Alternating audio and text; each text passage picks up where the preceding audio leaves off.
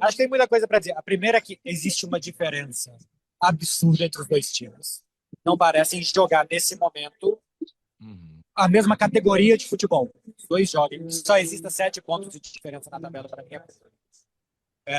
O Barcelona é capaz do melhor e do pior em 90 minutos. É capaz de entrar e de, nos grandes jogos, dar 2 gols para os adversários, como o Barcelona tem feito. Fez isso 2 vezes contra a Inter.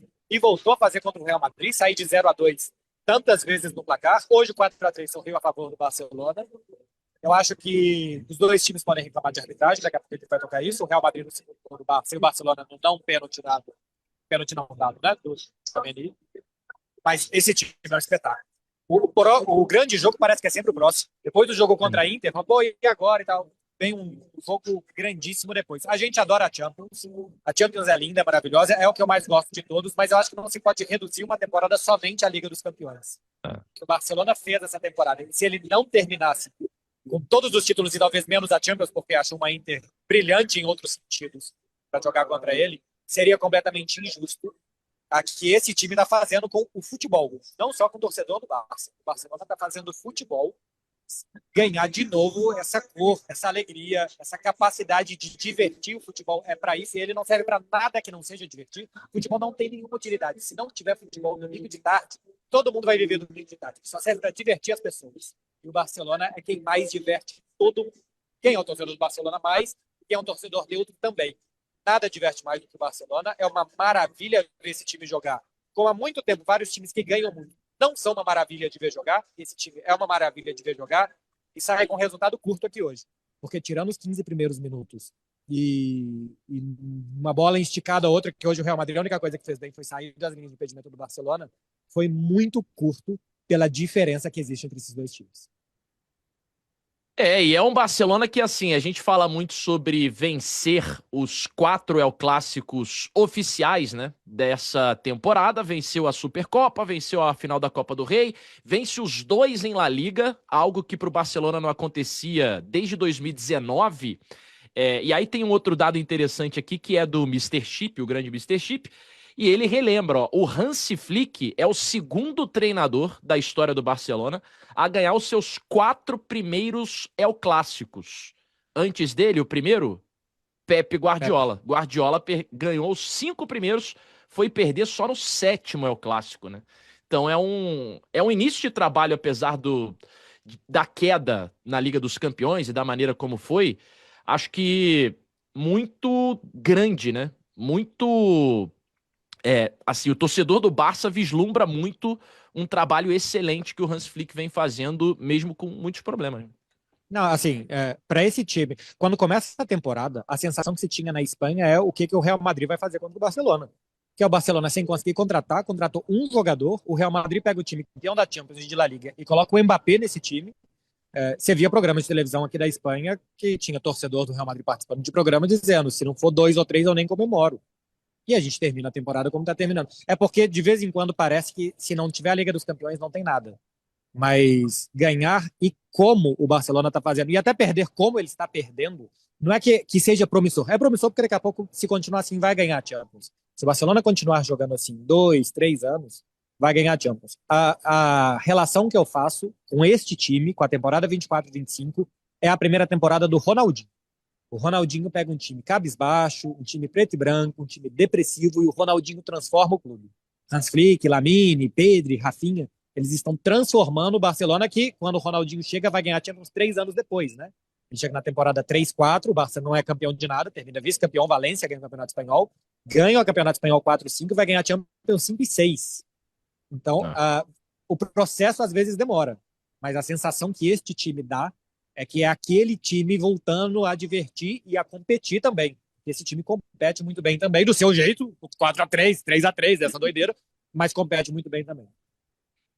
Mas o plano hoje do Real Madrid parecia ser diferente também, né, Tati? Porque o Real Madrid começa abrindo 2-0, o que não significa nada, até para esse Barcelona, a gente já viu várias viradas para esse Barça, mas era um Real Madrid que parecia forçar erros do Barcelona, um erro raro do Cubarsí ali, gerando o primeiro gol, e parecia que o Real teria um plano naqueles primeiros 10 minutos, de repente criar ali uma animosidade diferente para o jogo, uma estratégia diferente, né?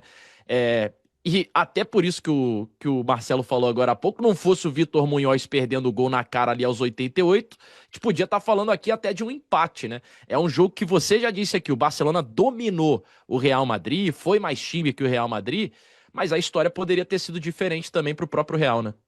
Eu acho que o Real Madrid, pelo menos ficou claro o jeito que queria jogar, queria contra-atacar, né? E eu acho que no jogo de hoje talvez tenha sido dos quatro que o Real Madrid menos sofreu com a linha de impedimento do Barcelona. Até ficou impedido, mas não tantas vezes e conseguiu, principalmente no começo do jogo, superar isso, né? Tava claro que o Real Madrid ia jogar no contra-ataque e nos melhores momentos, no comecinho do jogo e depois quando tentou algum tipo de reação, foi quando encaixou realmente os contra-ataques do Real Madrid. Mas é um time que, nos melhores momentos do Barça, a gente vê todas as debilidades desse Real Madrid.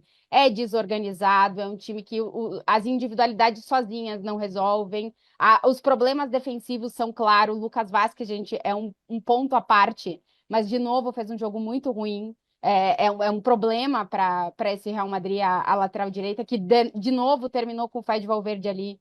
O meio de campo, o Tchouaméni tá tendo que jogar na zaga, o meio de campo claramente não é um meio de campo combativo, não é um meio de campo que tem um jogador que organiza, não é o Real Madrid tem tantos e tantos defeitos, que é surpreendente que consiga fazer os 3 gols que o Mbappé fez hoje, né? O Mbappé, eu tô até seguindo aqui o que estão falando na imprensa de Madrid, é o único que estão salvando, o Mbappé e o Courtois. Porque não fosse o Courtois, de novo, todo jogo do Real Madrid, o Real Madrid perde e a gente acaba dizendo, se não fosse o Courtois, seria pior. É que seria pior se não fosse o Courtois, porque ele fez 2 ou 3 defesas que foram chaves de novo para o jogo. Então, claramente o Ancelotti tinha um plano, que era contra-atacar, e claramente no início do jogo funcionou, mas esse Real Madrid, assim como o Barça não morre nunca nessa temporada, o Real Madrid tem deixado todos os rivais vivos. Todo mundo sobrevive contra o Real Madrid. Aquele Real Madrid que mata os rivais, que dá a sensação de que até o final, até o jogo terminar, não dá para desacreditar nesse Real Madrid, ele se foi. E hoje, qualquer um que joga com o Real Madrid fica vivo os 90 minutos. Se não são todos os 90, são em boas partes do jogo. O Real Madrid não dá a sensação de que não vai deixar o rival fazer o que quer. E hoje isso ficou claro, principalmente no primeiro tempo, quando o Real Madrid abre 2-0 e não consegue não sofrer os gols para esse Barcelona de novo. Uma das grandes defesas do Courtois é justamente ainda no 2-0 Real Madrid, né? Aquele chutaço que o Yamal dá, meio que de bate-pronto, assim, ele vai buscar, dar um tapa na bola. Ainda no 2-0 ele faz outra grande defesa. Courtois, de novo, um dos grandes nomes do Real Madrid. E isso que a Tati falou do Lucas Vázquez, assim, olha que a presença dele, que era a dúvida na escalação, é justamente para tentar organizar um pouco mais defensivamente, né? Para o time se proteger mais dos pontas do Barcelona, nesse caso especificamente do Rafinha, mas não foi o que a gente viu dentro de campo. O Barça volta ainda melhor para o segundo tempo, né, Mauro Betti? O que na sua opinião mudou ali para a segunda etapa? Que o Barcelona ainda tem aquele gol anulado no impedimento do Rafinha, seria assistência dele para o Yamal. O Barcelona volta frenético também para a segunda etapa, tem sido muito comum isso, né? Os ajustes do Hansi Flick, assim, de intervalo, não sei se só motivacionalmente, mas o time sempre volta muito bem do intervalo, né? Volta aí o placar final ou o placar da segunda etapa é 1-0 Real Madrid.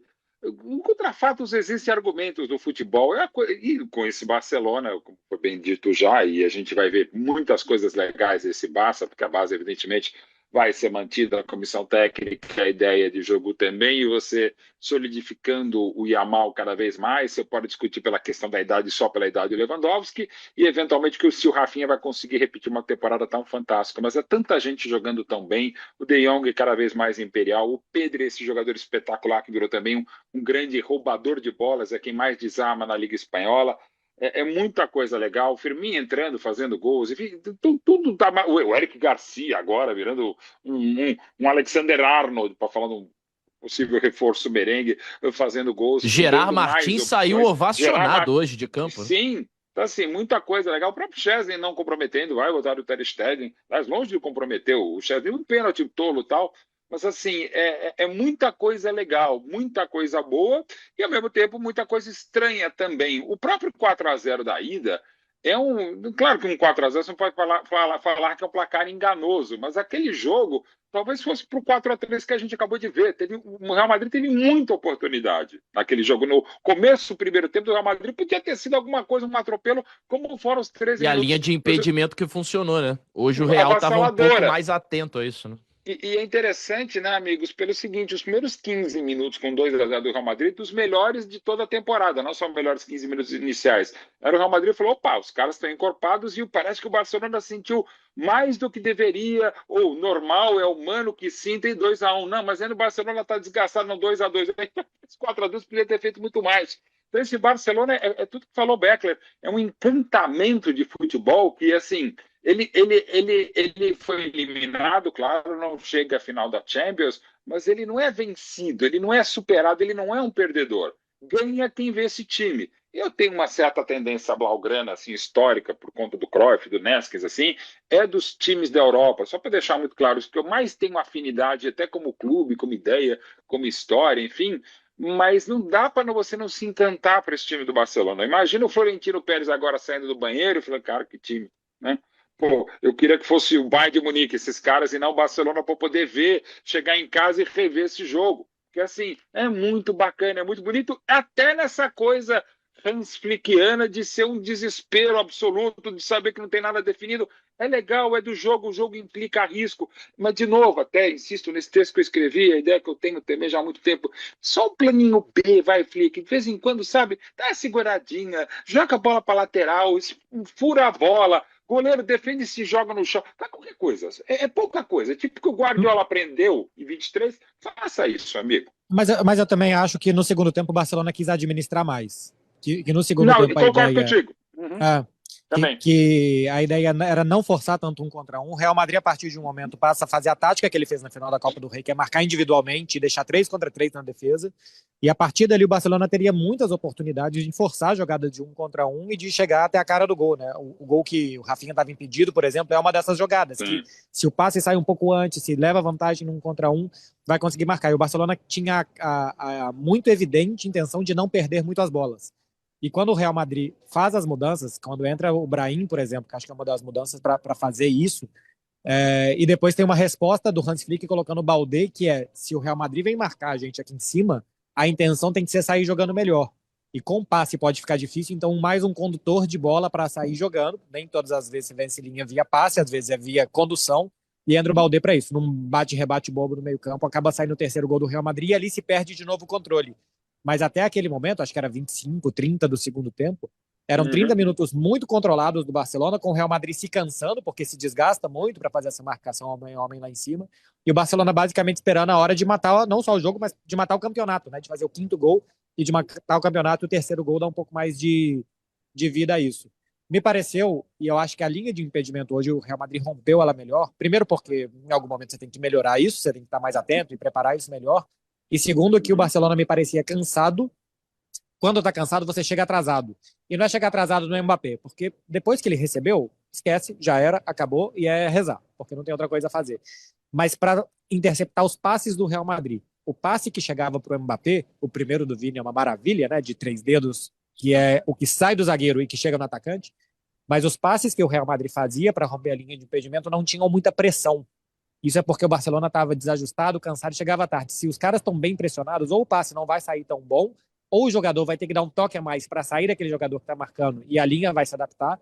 Mas hoje eu acho que quem fazia os passes para romper o impedimento fazia com muita liberdade, porque o Barcelona estava cansado, e eu acho que administrou até por isso. O time estava muito cansado no segundo tempo, jogou 120 minutos, como foi contra a Inter na terça, numa semana que o Real Madrid só descansou.